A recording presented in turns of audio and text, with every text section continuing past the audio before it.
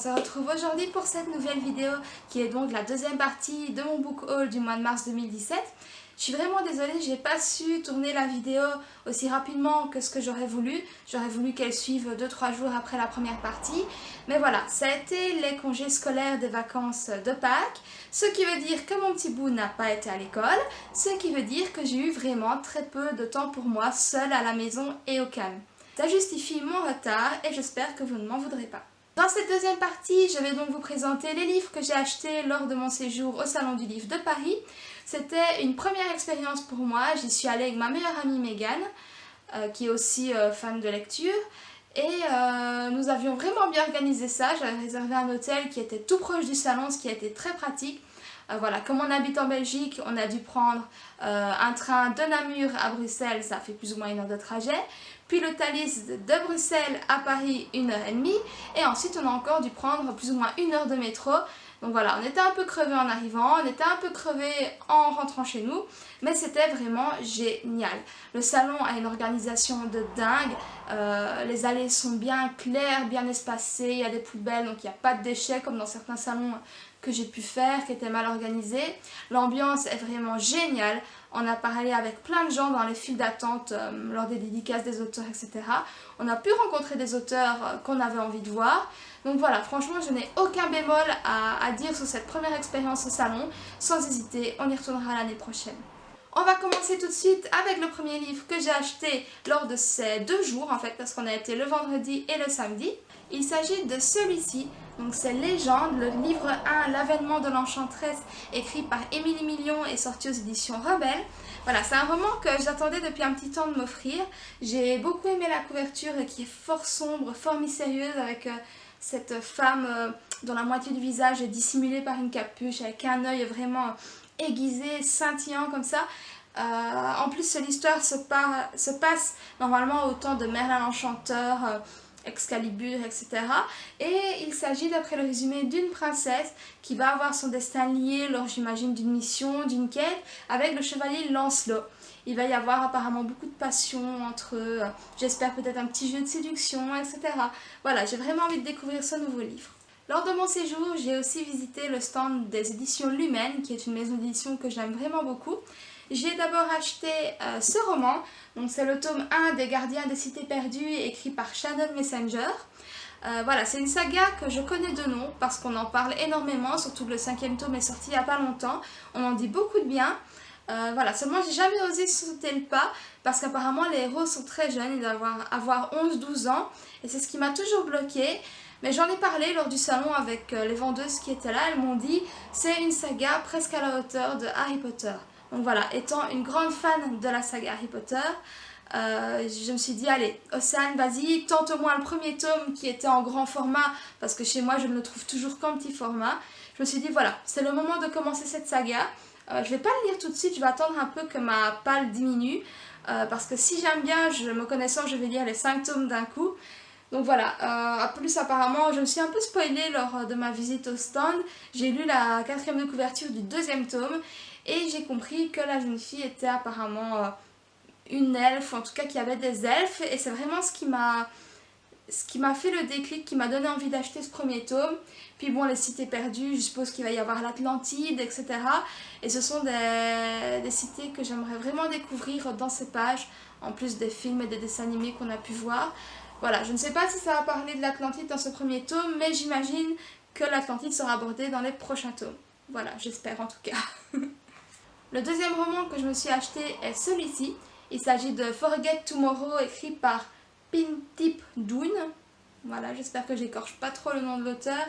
Ce roman, en fait, je l'avais déjà commencé lors de sa sortie grâce au petit feuillet qui regroupe les 2-3 premiers chapitres qui font en fait la publicité des romans, la promo, et j'avais bien accroché au style. Après je ne l'ai pas acheté, les mois ont passé, les années, je ne l'ai pas acheté. Mon amie Megan l'a lu, elle a fait d'ailleurs une critique sur le blog que vous pouvez retrouver, elle l'a beaucoup aimé. Donc voilà, vu que le 2e tome sortait au mois d'avril, je me suis dit c'est le moment de le lire, comme ça si j'aime bien je pourrais enchaîner avec le 2e tome. Voilà, apparemment ça parle donc d'une société futuriste, ce sera une dystopie j'imagine, Et l'héroïne va recevoir en fait un souvenir, comme tous les jeunes de son âge, un souvenir de son futur elle. Parce que dans la société, tout le monde reçoit un souvenir de son futur et qui en fait permet de rassurer et de dire voilà, plus tard je vais devenir médecin, je vais devenir archéologue, et de se dire je ne risque pas de mal tourner, je ne risque pas d'être malade peut-être aussi. Seulement le souci c'est que l'héroïne, elle, va recevoir un souvenir qui la pointe du doigt comme une future criminelle, puisqu'apparemment elle va assassiner sa petite sœur qu'elle adore de tout son cœur. Donc voilà, j'ai vraiment hâte de voir comment ça va tourner et je me fie à mon ami qui l'a beaucoup aimé. Je me suis aussi offert Animal, la malédiction de Boucle d'Or, sorti chez Gallimard Jeunesse, écrit par Victor Dixon. En fait voilà, ce roman je ne le connaissais pas du tout. J'ai appris son existence dans la file d'attente pour rencontrer Victor Dixon, parce qu'on a beaucoup parlé avec des jeunes filles qui étaient là et qui avaient lu le roman. Apparemment ça va raconter, c'est une adaptation de conte encore, c'est à la mode pour le moment, même si le livre n'est pas tout jeune, tout récent je pense.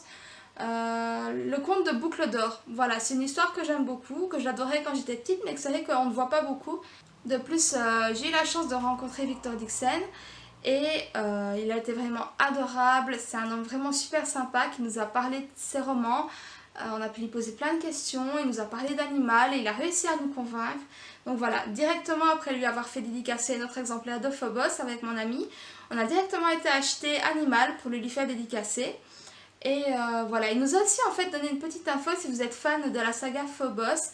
Vous pouvez aller sur le blog, lire la critique de Megan qui parle du tome 2 et du tome 3 où elle vous donne une info exclusive qui, je suis sûre, vous donnera un grand sourire et va illuminer votre journée. Voilà, je vous en dis pas plus, mais si vous êtes fan de Phobos et de Victor Dixon, allez sur le blog, il y a un petit scoop.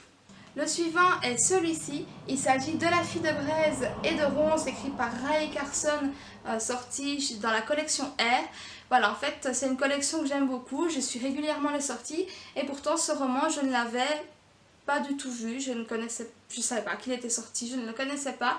Et j'ai directement flashé sur la couverture de cette belle jeune fille tournant une rose, parce que pour le moment je suis dans des lectures qui sont fort fantasy, dans le style fantasy, et voilà, ça raconte apparemment l'histoire d'une jeune femme, en plus c'est une héroïne un peu particulière parce qu'elle est apparemment pas très jolie, elle est rondelette, elle va se faire humilier, traîner dans la boue, et elle a apparemment dans son nombril une pierre du destin, donc qui lui a été offerte par le destin évidemment, et qui la promet à une destinée, à de grandes choses, alors que tout le monde est contre elle apparemment. Elle va aussi se retrouver mariée à un homme plus vieux qu'elle. Voilà, je ne sais pas encore exactement dans quoi ça va partir, je suppose qu'elle va devoir guider son peuple, je ne sais pas, enfin voilà, on verra bien. Mais la couverture m'a vraiment intriguée et surtout, ils sont malins, ils ont mis une phrase derrière, je ne pouvais pas résister. Un joyau de l'heroic fantasy pour les fans de la série Game of Thrones. Voilà. Il n'a pas fallu plus pour me convaincre. J'adore Game of Thrones, la série télévisée parce que les romans je ne les ai pas lus. Mais la série, je suis une vraie fan. Donc voilà, ça a été une évidence. Juste avant de rentrer chez nous le samedi après-midi, je suis tombée sur un roman que j'attendais de trouver depuis des années. C'est un roman que j'ai déjà lu, que j'ai adoré mais que je n'ai jamais trouvé en grand format. Il s'agit de... Voilà, Red Queen, écrit par Victoria Aveyard et sorti aux éditions MSK. Ce roman, comme je vous dis, je l'ai déjà lu, c'est un vrai coup de cœur pour moi. Donc quand je l'ai vu en grand format, qui est juste magnifique, brillant, enfin voilà, j'ai craqué, j'ai pas pu, j'ai compté jusqu'au moindre centime pour pouvoir me le payer. Ça en dit long. Donc voilà, j'ai craqué et en plus, quand je l'ai pris en main, qu'est-ce qu'il y avait en dessous ? Tadadam, le tome 2 que je n'ai pas lu. Donc voilà, j'ai craqué, j'ai pris les deux d'un coup. Et donc, de quoi ça parle Red Queen? Red Queen, en fait, ça parle d'une société un peu fantasy dystopie comme ça, avec une hiérarchie. Donc il y a les pauvres, les riches. Les pauvres, ils sont pauvres, évidemment. Ils sont mortels, communs, et ils ont le sang rouge, comme vous et moi. Les riches, eux, ils sont, je pense, si je me souviens bien, immortels, je suis pas sûre ça, mais ils ont en tout cas des pouvoirs extraordinaires, ce sont des vrais combattants, ils ont donc beaucoup d'argent, ils vivent dans des belles maisons, etc. Et la particularité, c'est qu'ils ont le sang argenté. Donc voilà, il y a vraiment cette différence, ils vivent chacun de leur côté. Et l'héroïne qui s'appelle Mar, ou Mère, je sais pas comment on prononce, moi je dis Mar. Mar, elle va se rendre compte que malgré son sang rouge, elle a un don particulier. Et le plus embêtant pour elle, c'est que la hiérarchie au-dessus va aussi se rendre compte. Je pense que c'est d'ailleurs la reine, le roi, enfin toute la famille royale qui va se rendre compte. Et pour étouffer un petit peu l'affaire, si je me souviens bien, ils vont la marier de force au prince. Pour clôturer cette vidéo, je vais vous montrer ce manga, qui est donc La Reine d'Égypte, sorti aux éditions Kiun et créé, je pense, réalisé par Chi Inudo, voilà. Voilà, donc c'est un manga que j'avais attendu très longtemps avant sa sortie.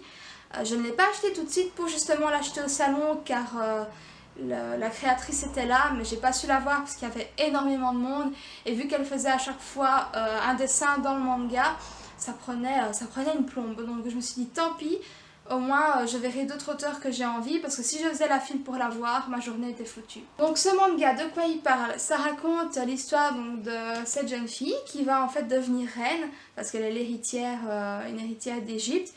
Elle va se marier avec son demi-frère, je pense, parce que c'était comme ça durant la période égyptienne. Les princesses se mariaient avec des gens de leur famille, en fait, c'est un peu glauque. Mais c'est expliqué en fait dans le manga parce que je l'ai lu d'une traite. Je l'ai déjà lu au moment où je tourne la vidéo.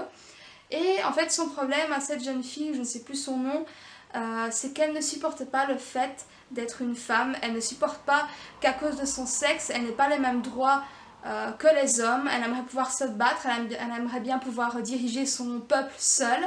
Seulement voilà, c'est pas possible. Donc je ne sais pas exactement où ça va partir, mais cette héroïne est belle, elle est intelligente, elle est forte, elle est déterminée. Voilà. C'est terminé pour aujourd'hui, j'ai enfin bouclé ce book haul. J'espère que tous les livres que je vous ai présentés vous auront donné envie de les acheter également. Je vous mets tous les liens en barre d'infos. Si vous voulez vous abonner, me laisser un commentaire, mettre un petit pouce bleu et pas vert comme j'ai dit dans la précédente vidéo, c'est mon petit frère qui me l'a fait remarquer. Ça me ferait super plaisir. J'espère m'être un petit peu améliorée dans cette vidéo. J'espère vous montrer un peu plus ma personnalité. Donc voilà, je vous dis à très bientôt et je vous fais plein de bisous. Bye bye!